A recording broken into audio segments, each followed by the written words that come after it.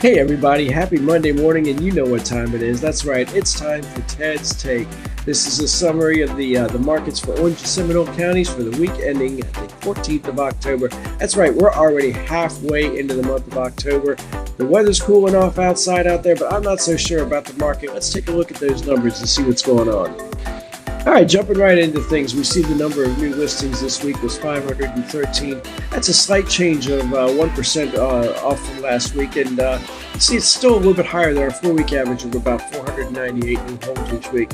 Now, the number of homes that went pending, 488.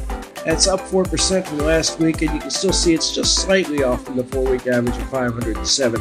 Now, the number of homes that sold was down 12% week over week.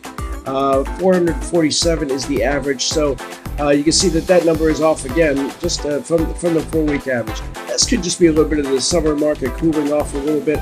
We are in that phase where home sales kind of start to slow down, and we'll see what happens over the next 4 weeks and look at what that does. Now, the number of homes that expired last week without a sale, 51. That's a change of 7% from last week, 55, but we've been seeing that number hold steady week over week. In the 50s, 40 sometimes, 60 sometimes, but on the average, somewhere in the 50s.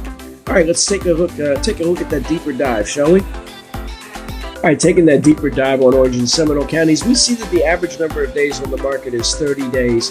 That median number of days on the market has stayed pretty steady at 11. Actually, both of those numbers haven't changed significantly over the last couple of months. Now, the importance of that median days on the market, that means that half of the homes on the market are going under contract in less than 11 days. This underscores the importance of being pre-approved and pre-qualified when you go out shopping and you're going to make an offer on the home. What does that mean? That means getting paired up with the right lender. Who knows the right lenders? I've got a few that I work with that do a really, really good job of making sure that their buyers are ready to go when they find the perfect home. We see that sales price versus list price is staying right at about 98%.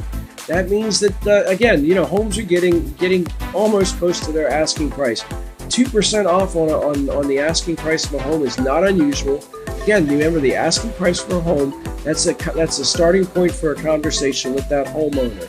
So when you're looking to negotiate on a home, just keep that number in mind. But again, remember, you have to have a good agent that understands how to negotiate that for you. Give me a call. We'll have that conversation. Now, we see that the median price on homes is right at about $425,000. Now, last week we reported that the median price had dropped to about $400,000, and I believe I made the comment at the time that was a little unusual, and I thought it was. On average, even though we're talking about median and not average, over the last 4 weeks, the median price has been about $425,000. That is off the high of $465,000 from earlier in the summer when the markets were a little bit hotter, but it's also not unusual for the markets to cool a little bit, so I think we're going to see this number stay just about the same over the next couple of months. All right, so let's wrap up the week with a few more fun facts, shall we? The number of single-family homes on the market is up nearly 6% over the 4-week average, and there are now 2,639 single-family homes available on the market. Now, we did see the median price of homes return to about $425,000. That was the trending 4-week average. Last week, we saw an average of $400,000. I did think that number was a little bit off. $425,000 seems to be about the average entry price now for single-family homes. The median entry price for single-family homes.